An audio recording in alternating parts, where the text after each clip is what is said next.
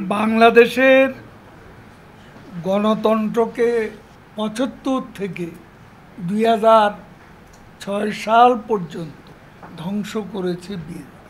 প্রহসনের নির্বাচন ১,২৩,০০,০০০ ভুয়া ভোটার, হাঁ না ভোটে ১১৪% হাঁ ভোট, এসব কিন্তু তাদেরই সৃষ্টি।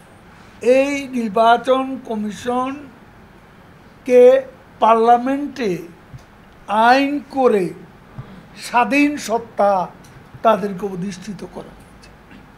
কে করেছে? এটি সংশোধনী আনা হয়েছে।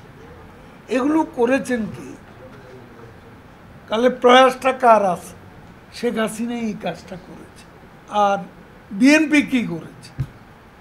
বিএনপি গণতন্ত্রের প্রতি তাদের আগ্রহ কোনোদিনও ছিল না।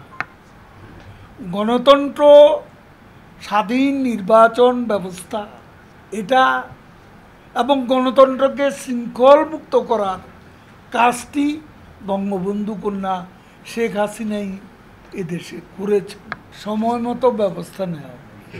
আওয়ামী লীগে গত জাতীয় সংসদ নির্বাচন, এই নির্বাচনে আমরা কতজন এমপিকে বাদ দিয়েছি, তারপরে ২৫ জন মিনিস্টার এই ক্যাবিনেটে নিয়ে আছে।